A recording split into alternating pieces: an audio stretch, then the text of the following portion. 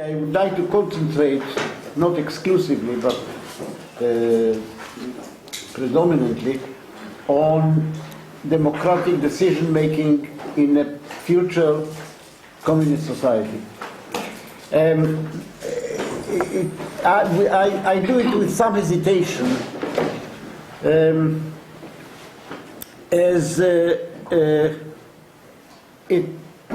Marxists have been reluctant to engage in sort of utopian blueprint mongering for a future society. The people of the future presumably will be capable of doing it for themselves, you know, arranging their life as they see fit. Nevertheless, I think this reluctance is overdone, and as time progresses, we need to say a little bit more about how we visualize the future society. To do it, of course, not as a blueprint, but as an exercise in thinking about the future. And there are several reasons why I think it has become necessary. One of them, as far as democratic decision-making is concerned, is that socialism, in view of the history of the Soviet Union, Stalinism, and so on, has acquired a bad name in the minds of the general public as far as democracy is concerned. It is socialists are accused of being against democracy. In a sense, it's actually true, but I think I ought at this point to disambiguate the term democracy, because it has at least three different meanings. As Mike pointed out in his talk this morning, democracy was used, it is no longer used, but has been used in the 19th century especially as a name for a political trend. Right? The democracy, this and that paper was the organ of the democracy, and it meant certain parties or movements that were arguing for democratic reforms and so on. Democracy is also a term used for a certain kind of state. I mean, in the general press, you read about the democracies and note the definite articles, or as socialists sometimes put it, the bourgeois democracy. And in this sense of democracy, it is of course true that Marxists are, in a sense, looking forward to abolishing democracy, in the sense of superseding it, because it is a form of state. But I'm talking about democracy in a third sense, which is, for example, what is meant when you talk about inner party democracy. Of course, you're not talking about a form of state, you're talking about a form of decision-making, mainly. And in this sense, I think that we need to make it clear to ourselves and to the potential supporters that not only is it wrong to think that socialists are opposed to democracy, but in fact, in some sense, democratic decision-making is at the very essence of what socialism is about. Let me explain. Something very special about capitalism, especially about the capitalist mode of production, about capitalist society, is that there is an almost rigid, formalized distinction between various spheres of social life. There is the political sphere, to which bourgeois democracy, so-called, is confined. And It is to a large extent real, but to a large extent also illusory and limited. And it is limited because it is confined to a sphere of social life that is defined as the political. A very large sphere of social life is called the economy or economics. Now, the actual division between them is not entirely, but almost in this extreme form, unique to capitalism. And by the way, capitalism needs this distinction and separation in order to acquire stability. Because, people get the illusion that they decide about things in a democratic way. To some extent it's true, but the things about which they are asked to decide are very limited, and they don't include what Marxists would define as the base of social life. That is the economy. Now, in the economy, you have no democratic decision-making to speak of. On the micro level, if you look at your place of work, it is subject to tyranny. This is what private property means in terms of social relations at the point of production. The boss is, or whoever runs the company, the manager, the director, they are tyrants. Of course, even under tyranny, the subjects of the tyranny can negotiate a certain amount of rights and so on, and this is what happens. But basically, the default condition is tyranny of private property. On the macro level, you have the anarchy of blind market forces. Of course, they are also regulated to some extent by state intervention and so on, but the default condition is anarchy of impersonal, blind market forces about which citizens are not asked to make decisions. In fact, they are told that they cannot make because the market will not accept this, that, or the other. If you demand this or that, the market will not accept it. The market is a sort of fetishized impersonal force. Now, in some sense, you can define almost socialism as the abolition, or first of all, the shift of this border between the economy and politics, which even under capitalism is not always in the same place. It is shifting. When the government privatizes, let us say, the railways, it shifts a whole sphere of social activity from the political to the economic, from the part of social life that is at least formally subject to democratic decision-making, however truncated, to the economy, which is, as I pointed out, the domain of micro-tyranny and macro-anarchy.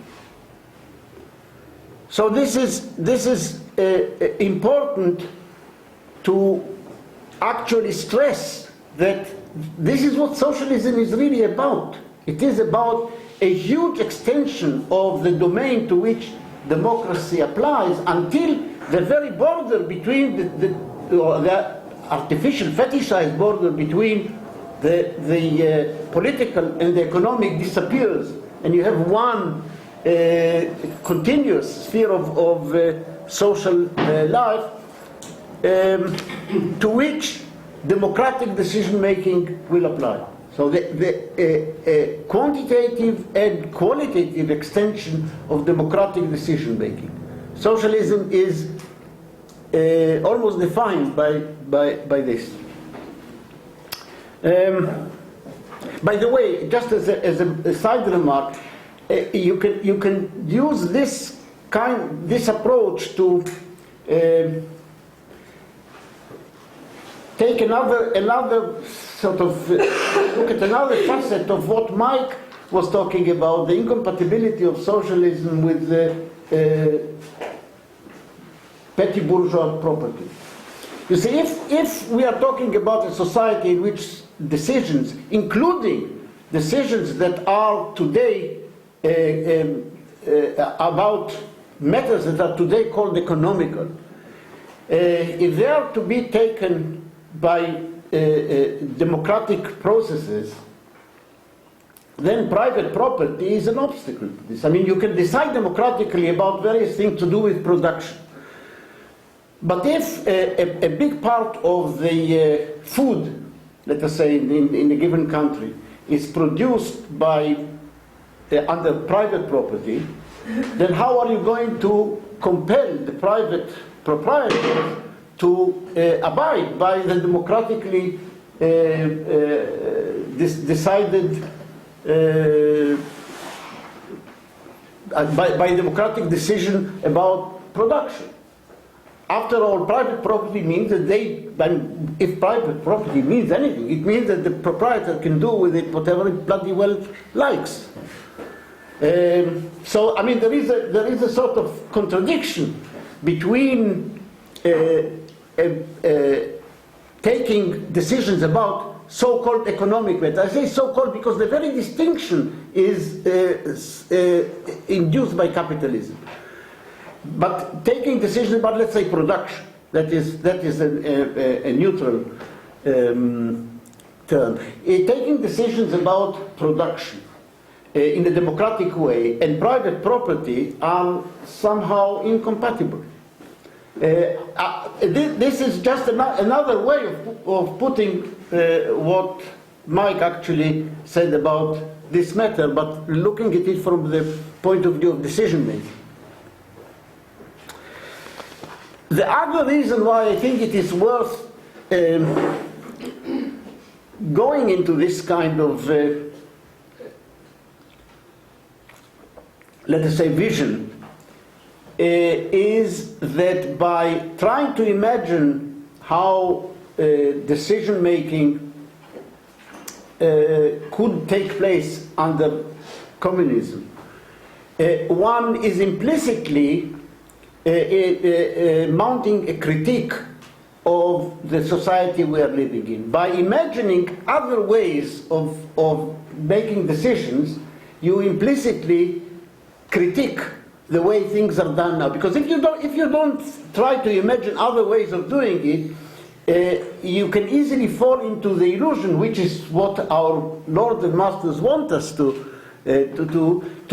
accept that what exists is the only thing that's possible. That democracy, democratic decision making is what we have under capitalism in the sphere of politics, of course. So it's worth trying to, as it were, engage. But of course, we have to be careful not to slide into sort of dogmatic blueprint mongering for future society. It's an exercise in imagination. By the way, the same applies to the sphere of production. If we are serious about socialism, then there is something that needs to take place of market forces. Now, the market actually is very crucial under capitalism in regulating production. The market money relationships actually make sure, in a very imperfect way and subject to various fluctuations and so on, to make sure that what is produced is needed by someone. I mean, it has to be sold. Okay, if you imagine, if you are arguing for a society in which money doesn't play this role, in which production and consumption are not mediated by market forces, you have to think of other mechanisms that would do this. Now here, of course, it is, it's important to look at how things can be done, how things become possible because of modern information technology, because in order to substitute planning for the market, you need a huge amount of up-to-date information in order to make sure that there is no waste, that things are produced which are needed by someone, and so on. All this actually requires huge computing power, which, for example, I mean, one of the reasons for the failure of planning in the Soviet Union was not only that it was done in a bureaucratic way, top-down, but also that they simply did not have the computing power to do the planning in real time. And this is something that is worth thinking. This is a side remark, by the way, but I think that socialists, and this is not my topic for today, but I think that socialists need to devote some thinking, especially those who are experts in information technology, how to create, using the huge expansion in computing power that we have today, how to create the tools that can substitute for the market.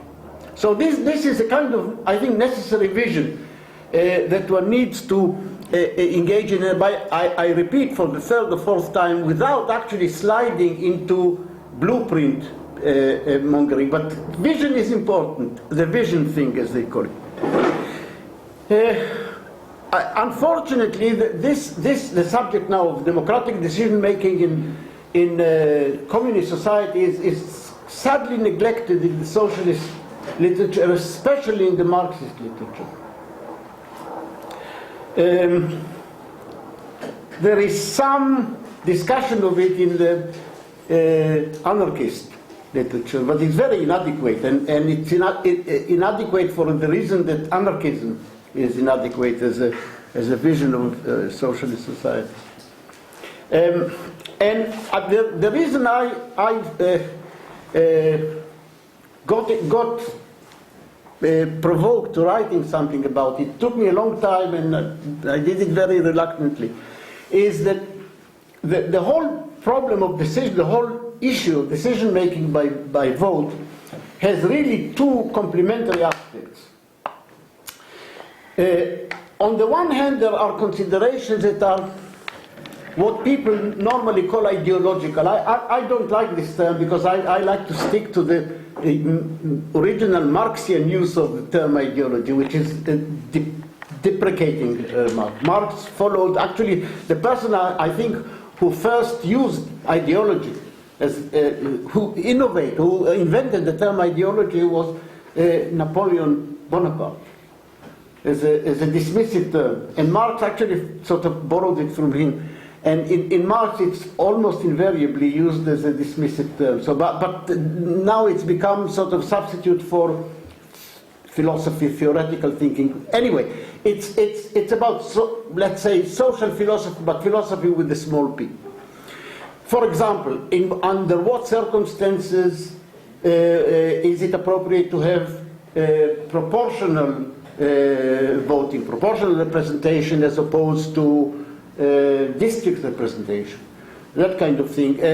To what extent should majority rule or majoritarianism be an overriding principle? These are matters of social philosophy or ideology, if you want to use this term in a modern sense. But there are also technical, mathematical aspects to decision-making by vote, which are a matter of expert mathematical logical analysis. Now, it's not my thesis that everyone should be familiar with this mathematical analysis in its details. I mean, this requires a bit of mathematics more than most people have or like to have. But it's necessary, I think, for most people, especially people interested in political struggle, to be familiar with the conclusions. I mean, it's like, look, I mean, driving a car, you need to know how the car behaves. You don't need to be a mechanic, and you don't need to know the laws of chemistry and physics and so on, but you need to know the bottom line. You need to know that if you do certain things, then the car will behave in a certain way. Otherwise, you're a bad driver. You need to know, for example, that if you start to skid on an icy road, then contrary to what you think is intuitive, you should turn the wheel not in the opposite direction of the skidding, but in the direction of the skidding. Now, the reason for this involves, quite sophisticated physics.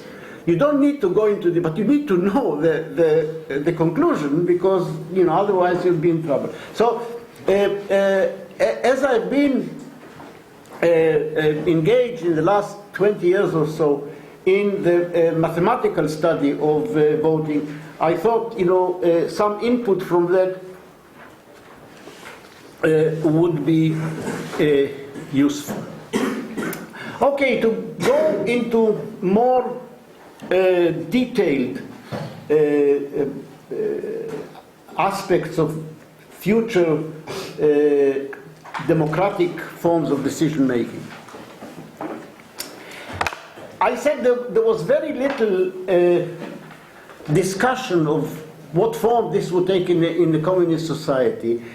But to the extent that there is, I think a lot of people, especially left communists, assume that it will be some kind of structure of councils, a Soviet kind of structure.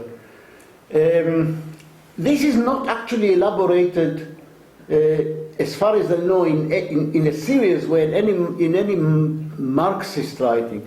Anarchists have written a little bit more about it, and they actually explicitly, I quote in the essay on which this talk is based, I give references to several and quote actually from several sort of anarchist writings about this.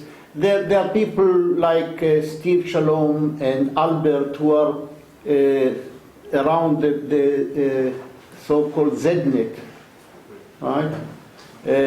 Actually, the ZNet posted my essay as well as a participation in this discussion, so you can find it there as well. Yeah, but I think that this is remiss. I think socialists, and this includes anarchists, tend to think that in a communist society, decision making will not be problematic. Well, what's there to, no classes. If there are no classes, things will more or less run on steady as she goes, sort of steady state. But I think this is a bad mistake. I mean, to some extent, this may be true of the society envisaged by anarchists, which is actually a whole lot of almost self-sustaining and disconnected small communities. I mean, this is the anarchist, a very decentralized, autarkic, more or less, communities. Of course, the question that this begs is how are they going to exchange or to manage the flow between them? And then, if it is completely decentralized, then the only mechanism is the market. If there is no central decision making, then what it would revert to is sort of capitalism of autonomous communities. But I think Marxism also, tended to believe implicitly, at least, that decision making will not be a big issue in communist society. This is very, very wrong, because as I tried to point out before, in the communist society, more social decisions will have to be taken. Not only about what we decide about now, the kind of rules of behavior and so on, but also about production. A lot of things that are not either decided by private owners or not decided at all, they are sort of left to the market, will have to be decided by society. So there will be a lot more to decide. And it is also wrong to assume that the only conflict, the only decisions that are problematic, about which there are differences of opinion, are class issues. Class conflict is not the only kind of social conflict. I mean, if you look at just ordinary life, there are a lot of conflicts, a lot of differences between people, differences of opinion, differences of taste, differences of interests even, that are not class-based. They may be based on local interests. I mean, if you live in a certain environment, you may have other views about what society should do than if you live in a second environment. So there inevitably will be a lot of things that society will have to decide upon, more than we have today, more than we imagine even today, I would say. And I mean, some species take collective decisions in a very sophisticated way without any democratic mechanism. Ants do it. Ants, a whole nest of ants is a complex organism, really. They act like a single organism, and over millions and millions of years they have evolved a way of making collective decisions without voting and without debating, as far as I know. I mean, somehow it emerges, but I mean this is done by very, they act as a single organism, but they don't have individuality. You see, and human beings have individuality. Human beings can be bloody-minded. Ants, they can be bloody-minded towards another species of ants, but not against one of the same species. People can be bloody-minded. They can have conflicting tastes, conflicting ideas, and they have to sort of work things out. Okay, so you have, I mean, to the extent that Marxists have visualized decision-making, they've thought in terms of a structure of councils, Soviets. You have the grassroots councils based on units of production, or perhaps also or on local communities.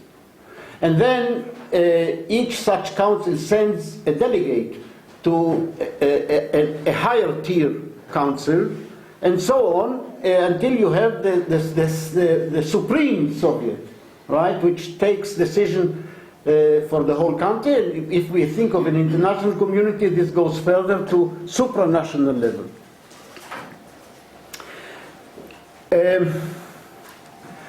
When I started writing this essay, I thought I would be fairly isolated in actually criticizing this mechanism, at least as the sole mechanism or as the main mechanism of decision making in a society. Because it's popular. I mean, its popularity stems from the fact that Soviets of this type, or councils of this type, have emerged as organs of struggle in revolutions, in working class revolutions, starting from the Paris Commune. Marx wrote about it and so on. And they are very effective and apparently necessary organs of working class struggle. But there is no experience to suggest that they are capable of furnishing a stable organization, a stable mechanism for decision making in a post-revolutionary society. A form of running society, not in the middle of a revolutionary turmoil, but, and in fact, if you think about it, this form of decision making has a lot of now. I found before I wrote this, I found a critique of the Soviet structure, a rather detailed one by one person, and that is I actually recommend this article The writer is Daryl Glazer.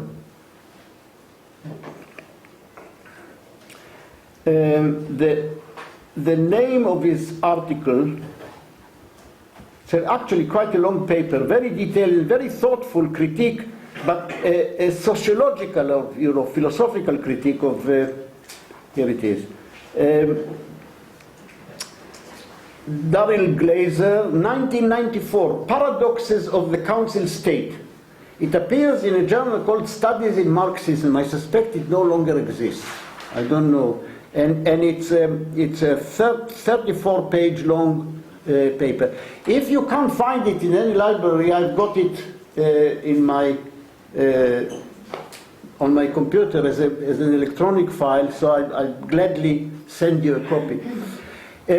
He makes a very telling critique of it, and in fact, I think, almost isolated in actually discussing the issue, whether pro or con. And I mean, the long and the short of it is that this form of decision making is very indirect. I mean, it's almost a commonplace that socialists are in favor of more direct democracy, more participatory. Now, if you think about a structure of councils, then it takes several tiers before you get to the actual. If you want to make decisions, let's say, on a national or even supranational level, then it takes several tiers of councils sending delegates to higher council and so on to get to the place where the national decision are made. It's not a problem if you're making a decision about something local, either a local community or in a unit of production. Then this is fairly direct. But once it gets to decisions that are, let us say, of national significance, that have to be made for the whole country or for a whole region of the world, then you need several tiers in order to get to the decision making. So it becomes very indirect. Now this kind of very indirect democracy entails a lot of social friction. Friction, I don't mean in terms of antagonism, but in terms of loss of directness. There is a lot of room for bureaucracy, for improper, for malfunctioning. I refer you to Glazer's article for the details, but what I would like to add is the technical aspect of it, the more logical, mathematical aspect of it. And it is there are two interconnected faults to do with the council structure. One is loss of voters' power in a technical sense. You see, mathematicians studying voting systems have actually got a measure or an index for measuring the amount of influence that the individual voter has on the outcome of a voting body. It can be a committee or it can be national elections or whatever. I won't go into the details. You can find a few details in my essay, and there are references to more detailed expositions where you can find the actual mathematical development. But let me get to the bottom line. Of all ways of making decision in a given for a given set of people, let's say we here in this room want to vote on something and arrive, just yes or no. Are you for or against a given motion? There are all sorts of rules that we could adopt. We could adopt a rule that give some people more voting weight than others, or we can say that in order to pass a resolution we need a 2/3 majority. There are various rules, and I won't go into details. But it turns out that, not surprisingly perhaps, that the rule that gives each individual the greatest amount of influence on the outcome is ordinary majority decision. That is to say, decision which is whereby the motion is passed if more than half of the people vote for it. Okay. So this is not only philosophically a very democratic rule, but actually technically it can be proved mathematically that this is the kind of rule that most empowers the individual voter. Right? And of course the sum total of voters' power is maximized in this way. So, I mean, for a whole country, for example, the most democratic way, the most empowering way of making a decision would be by referendum. And the referendum would pass if more than just half, by ordinary majority rule. But of course this is not feasible. You can't put every decision to do with the whole society to referendum. There are hundreds and hundreds of decisions that affect the society every year, and if we had to vote in a referendum on each of them, we won't have time to do anything else. We won't have time even to discuss the proposals. Overdoing referenda is not feasible. So you have to do some delegation. Okay. Now it turns out that at each, you need a system which has more than one tier, right? You have delegates, and you choose your delegates, and delegates then decide about the rule. I mean, I'm sure that in a communist society, a lot of important decisions will be taken by referendum. Referendum will play an important part, but it can't cover everything. Some decisions will have to be delegated. It turns out that if you have a two-tier system, there is a certain loss in the voting power. Suppose we have 100 local grassroots committees, each of them sending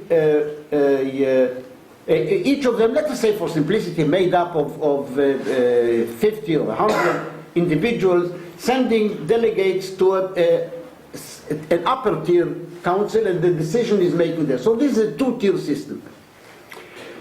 If you compare the voting power of an individual voter in this structure, where each individual voter at the grassroots is an indirect decision maker, assuming that the delegates, each delegate votes according to the majority view in the grassroots committee that delegated him or her, the individual voter, individual citizen at the grassroots is an indirect decision maker. Is this a national or international communist society? What I'm talking about is just for the moment two tiers. So it could be international, it could be national, it could be just regional, the local level. I'm talking about an abstract situation.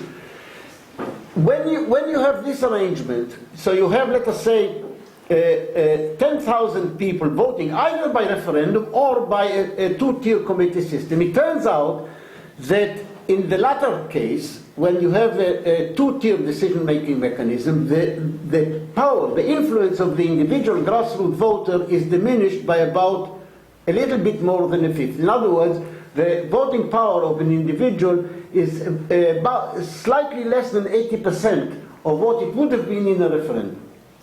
This effect is actually amplified with each tier. So if you have a five-tier system, if you go to the international level, maybe we need 5 or 6 tiers to get to the actual decision making, then it works as a sort of compound interest. If you have, let's say, 2 tiers, 3 tiers instead of 2, then instead of having slightly less than 80% of your voting power, you have something like 63% of what you would have had in the referendum, and so on. At each level, you lose a certain amount of influence as an individual voter. So this is a counterpart of the sociological critique. It is a technical method that you actually lose influence the more tiers there are between you and the place where the decision is actually taken. Another aspect, and it turns out mathematically that the two are connected in a very simple way. There is what is called technically as majority deficit, and in order to explain it, I need no more than remind you of what happened in the American elections of 2000, where the American president is elected in a two-tier system. The American president is not elected by countrywide popular vote. The American president is elected by an electoral college. Each state has a certain number of electors in the electoral college, and according to convention, not according to the constitution, but according to long-standing convention, it's winner takes all in almost all states except two very small ones. I won't go into detail. So if, let's say, Bush gets a majority of the votes in California, then all the electors in the electoral college representing California must vote for Bush.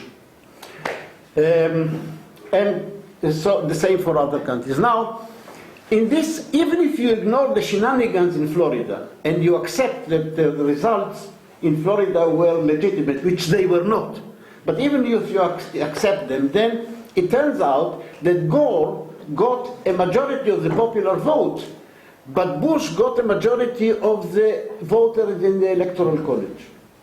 All right? This can happen because the winner for the winner it is enough to win by a very slim majority in a majority of states, let's say, whereas in the other states the loser has a huge majority. So I mean, this is inevitable in a kind of two-tier voting system. And again, the amount of loss, the probability of such a thing happening gets amplified the more tiers you have. So the more tiers you have in such a pyramidal structure, the more this is subject to this kind of majority deficit, or the possibility of decisions actually being taken which the majority of the citizens are opposed to. Right? Okay, I mean, some people, it surprised me that actually, contrary to what I imagined, the idea of a communist society run by this kind of structure of decision making is no longer very popular. I think Nick Rogers and other people have actually said, no, I mean, it's a terrible system. In fact, they go further than I would be ready to go, because I would not imagine, I would not advocate completely junking the pyramid of councils or Soviets as a decision-making body. But I would certainly think that it is inadequate if it is used as a sole mechanism. And I think what one would need, and there are other reasons for advocating it, is the horribly unpopular idea in the socialist movement of a bicameral or a dual system of decision making. I think that the unpopularity of bicameralism is quite understandable, because it has been used in history as a reactionary mean. I mean, it's enough to mention the House of Lords. But bicameralism, or a dual process of decision making, is not per se a means of reaction. It can be used for different purposes. And it is especially useful for, I mean, all federal states have this kind, not only they, but all federal states have a bicameral system. And this is because if you look at the American Constitution, framed by classical Democrats in the 18th century, I mean, the idea was that in the lower house, in the House of Representatives, citizens would be sort of represented on individual equal basis, but in the Senate, states would be represented on an equal basis. And this would reflect the federal structure of the United States in order for the smaller states not to be sworn. Actually, the key under which number of representatives is calculated, and also the number of representatives of the electors in the Electoral College, for instance, involved a big concession to the slave state. I won't go into it. It's a very interesting bit of constitutional history, but it was the demand. It made a big concession to the slave states at the time. Anyway,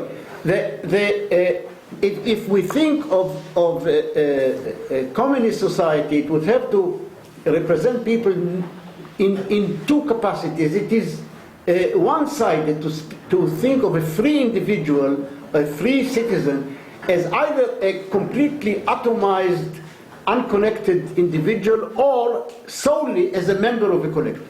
There is a duality, and I think Marx is if you read Marx carefully, is very interesting, very, very profound about this, that in fact, communist society will be a triumph of individuality. Marx always used individuality in the positive sense, as opposed to private. Individual is something different from private. Private is bad, individual is good, in Marx's writing. Whenever he used the word individual, in fact, in writing about the Paris Commune, Marx said that the Commune wanted to make individual property a reality. Now this sounds paradoxical, but he's not talking about private property, he's talking about individual property. I won't go into it, it's an interesting aspect of what Marx meant by individuality. But individuality which is at the same time embedded in collectivity. So I think one would have to think of a dual way of decision making in which people as collectives would be actually represented in the council structure, but this will not be the only, because you see all the faults that I discussed, at least the technical faults of the council structure, is they are rooted in the fact that the council structure is lumpy. It represents people not as, or it gives voice to people not as individuals but as members of a collective. I mean, you are represented by your delegate if you are working in a unit of production. The whole unit is represented as a block in the higher tier council. Whereas when you vote for a legislative assembly, you are voting as an individual, especially if the voting is proportional. So what I sort of cautiously advocate or envisage in this essay is a dual system of decision making, in which people as collectives are represented by a structure of councils or Soviets, and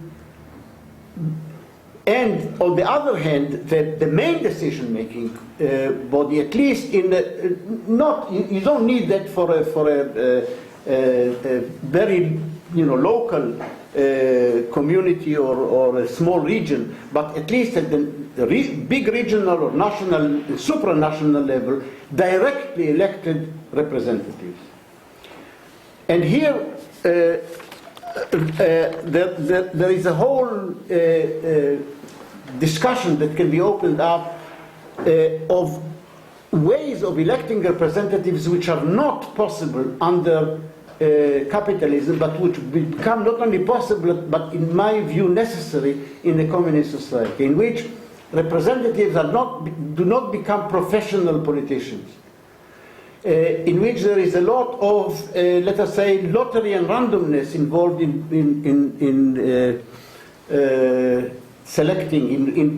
electing representatives. Elected, let us say, if it is a national decision-making body, elected nationally by proportional representation. But proportional representation, not as is possible under capitalism in a party list system, but in different ways. And two methods have been actually proposed. One in which the decision-making body is selected as juries are selected today, completely randomly. This is, I think, called sortition. Is that the right term? Yeah. Sortition. You select a jury. I mean, instead of electing a parliament, you select completely random lottery. You elect. Of course, this is proportional. By the laws of statistics, this body will reflect in its structure to a very large degree of accuracy the composition of the views in the population. I think this method of decision making is actually only good for limited functions where you have to, let us say, decide on a single issue. I mean, it's like in a trial, right? Jurors are called to serve for a limited length of time and decide basically on one issue. I don't think that this, and I don't have time to go into the reasons why I think that this is not appropriate for a decision-making body that would have actually to have some continuity for at least 1 or 2 years. Not just making a decision on an isolated individual issue, but on a whole continuous stream of decisions. But there is a method of proportional representation that is very suitable and has excellent mathematical and logical properties, which I can elaborate on if you like, but later on. And that in this system, you have constituencies like we have in this, equal size constituencies, and you vote for an individual candidate, and the list of candidates could be independents or they can be put up by organizations. I call them parties, but I don't mean political parties, because we're not talking about politics as a separate sphere, but about social decision making. So they could be put up by parties, and in fact it would be even in the interest of a party to put up several candidates in a given constituency, even though only one of them is elected. But the only difference between this and first past the post is that instead of the candidate who gets the biggest number of votes getting elected, you do a lottery. And the lottery is weighted according to the number of votes cast for each candidate. If you want to imagine it visually, imagine that all the ballot papers cast in the constituency have been put in a big box, shuffled, and then one ballot is drawn at random. And the candidate marked on that ballot paper is the winner. Now, of course, the more votes there are for a given candidate, the higher the chance of that candidate getting elected. According to the laws of statistics, this is a very proportional system, because the composition of the elected body, the decision-making body, would to a very large accuracy reflect the composition of views in the population. In other words, if the proportion of votes countrywide cast for candidate of a given party is, let us say, 25%, then the elected assembly will to very great accuracy have 25% members put up by the party. Of course, it doesn't apply individually in each constituency. The winner does not represent the constituency as a member of parliament is supposed to represent an English or British constituency in Westminster, but represent the platform for which that candidate is argued.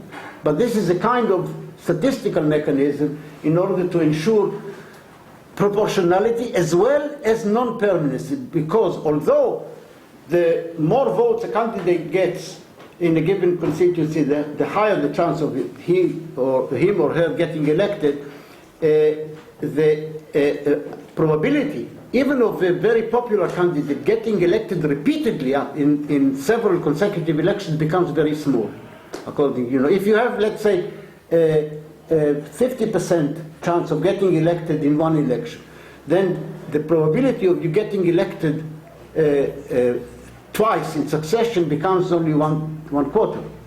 And 3 times is even less. So there is a built-in mechanism of rotation, and without actually needing to institute it as a formal law, the mechanism of the system itself ensures randomness.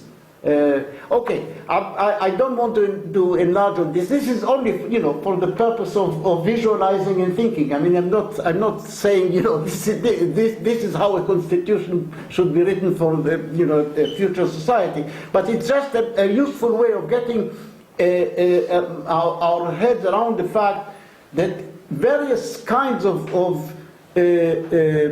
possible election system or decision-making system would become possible which are not possible today. The reason why this system, it has been actually proposed by an progressive American jurist in the 1980s for elections to the House of Representatives. It has no chance of being accepted because there is no security of tenure for politicians.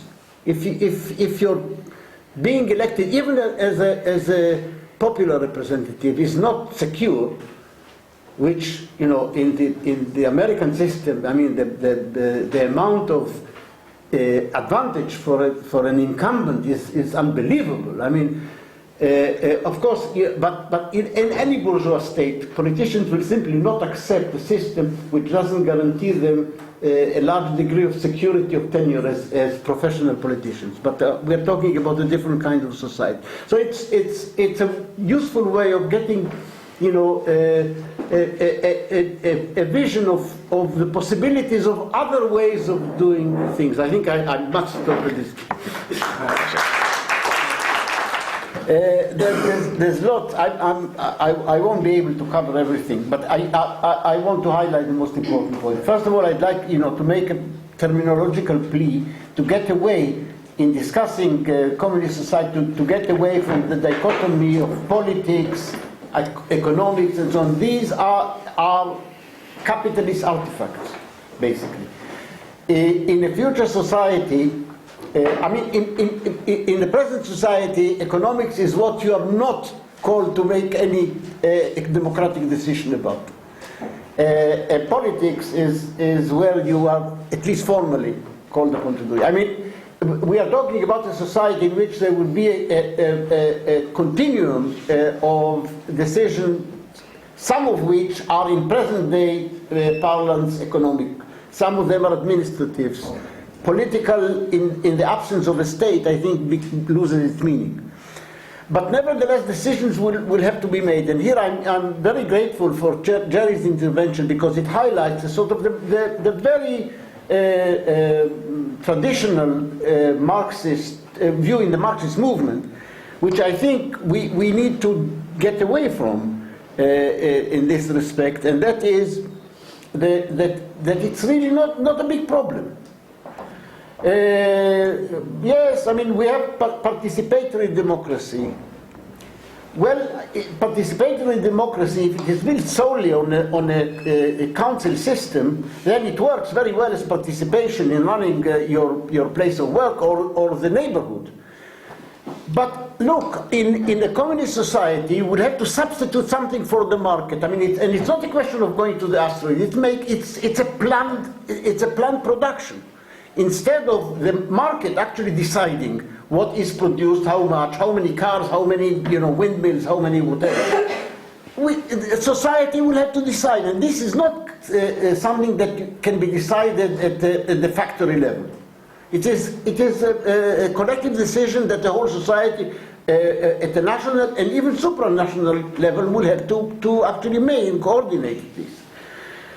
And how is that participatory? If it is solely relying on a pyramid of councils, then it is the most unparticipatory, the most mediated. It's mediated through 5-6 stages until you get to the plan. It's the most remote from the direct citizen.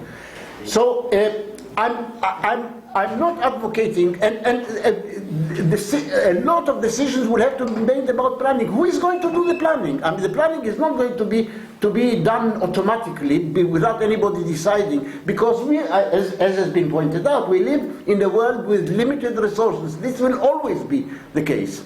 limited resources, and there are various constraints that have to be obeyed. And the matter of what should be produced, how much, is not a question. Is never going to be unlimited plenty, because of limitation of resources, limitation of all sorts of resources, including human resources.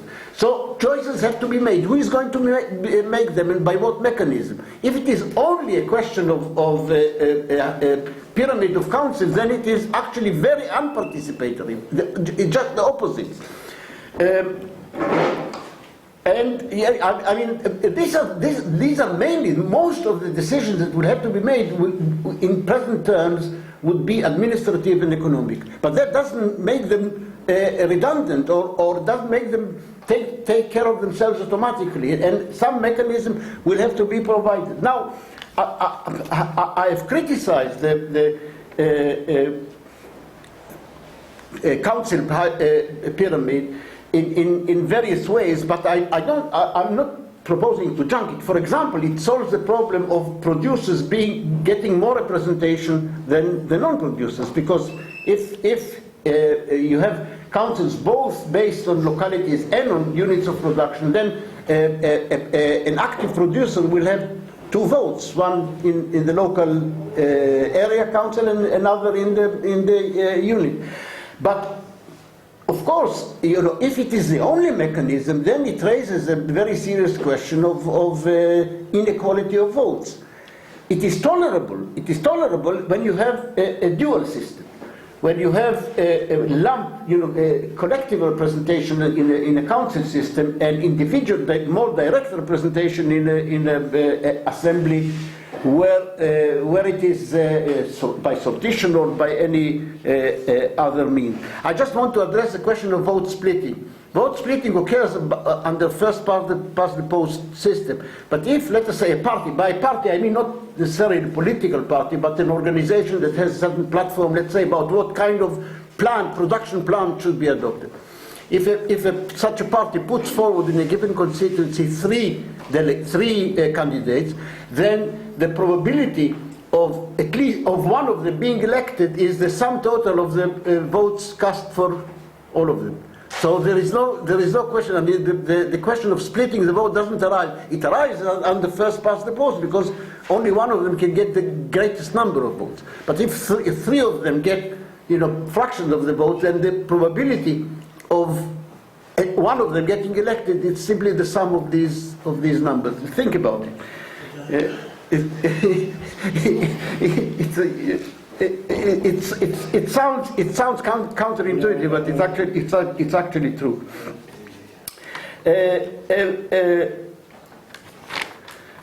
Yes, the question of delegates and representatives. There is a distinction between delegates and representatives. It's very important. I think the council system is based on a system of delegates.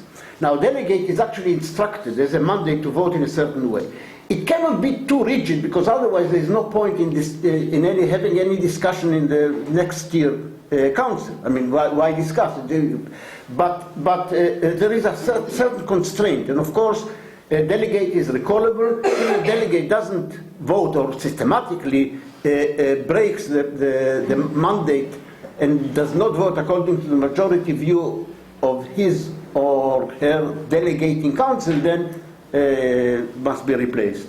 Representatives are elected to or chosen if they are if by sortition for a fixed term and not recallable. A problem of accountability in such a system of representatives can be addressed by simply having frequent elections. I don't think there is a big difference between having, let's say, a representative decision-making assembly elected or by lottery or chosen by lottery for, let us say, a period of 1 or 2 years, and recallability. In practical terms, there's very little difference, because under a system of recallability, it would probably take about a year to actually cancel the mandate of an elected delegate and then choose another one. The whole process will take about the same time. So if there are frequent elections or lotteries, then that probably takes care of this problem. As for the demands that are raised now being, as it were, transitional or pointing towards the future, in other words, foreshadowing in our demands for the present, our ideas for a future society. It works in a limited sense. I think Anne is quite right that the main form is the form of democracy or democratic decision-making in the workers' movement. That should actually foreshadow and point towards a future society. As far as support for this or that electoral procedure for, let us say, the Westminster Parliament, this is a more tricky question because the situation is quite different. What one can advocate in bourgeois society where we are thinking about choosing working class representatives to engage in a political struggle against the regime. It's not the same thing as what one would have in a communist society. Certain principles certainly spill over. For example, majority rule, majoritarian, the idea that the majority should actually be privileged in terms of decisions. In other words, that if you have two candidates and the number of supporters for candidate A is greater than the number of supporters for candidate B, then A is the better candidate, should not be should not lose against B. Then that is a very abstract and general principle about democratic election that holds irrespective of the social context, but or perhaps certainly under very wide circumstances. But if you look into details, then I think that the social circumstances make a lot of difference as to what one can advocate and what one can reasonably hope to achieve. I'm jumping from point to point simply, for lack of time. But funnily enough, you mentioned subsidiarity. I showed I had in my notes. I've written subsidiarity, and I think this is a very important point. I think we should, probably the idea, especially in the Leninist movement, of socialist society was a little bit over-centralistic. I think, and there is a hostility to the idea of federalism and so on. I think one should think about it as a society which would be as decentralized as possible and as centralized as necessary. Now, of course, this leaves out, the details, and decisions that can be made at the local level should be made at the local level. Decisions that have to be made at the higher level should be made at that level. I think that is the general recipe. But of course, the details are all. The devil is in the details. What else? Yes. Sortition. I'm not really hostile to sortition, but I have, my doubts about it stem from a different direction. And I think we have, if we rely on, let us say, the main decision-making assembly, the lower house, as it were, to be chosen by sortition, there is a problem with freedom and freedom from oppression. And the idea is the following. You see, we are political people. I mean, otherwise we wouldn't be sitting here. For us, taking part or active part in social decision making is something that we think is desirable. We like it. But there are lots of people, and I think there always will be lots of people, who would like to do something else, would like to play music, would like to do mathematics, would like, I mean, now of course, it doesn't absolve them from fulfilling certain, duties in the social context. So, choosing by sortition a body that will sit for a limited amount of time, like a jury for a trial, that will sit, maybe for a few weeks and will discuss, and that is tolerable. But imposing on a person that really would not like to be a decision maker, to sit for 1 year or 2 years and make consecutive decision is an imposition.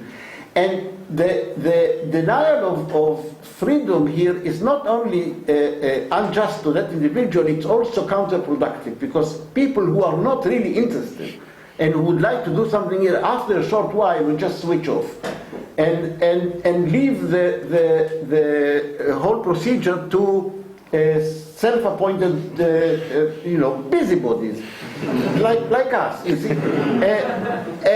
So I think if one is thinking about a decision-making body that should sit for a whole year or 2 years, it is better done by volunteers. The problem with volunteers is that if it's just done by volunteering, then again it's self-appointed busybodies.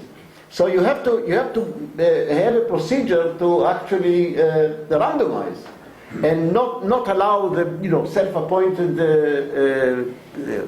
politicos in present-day terms to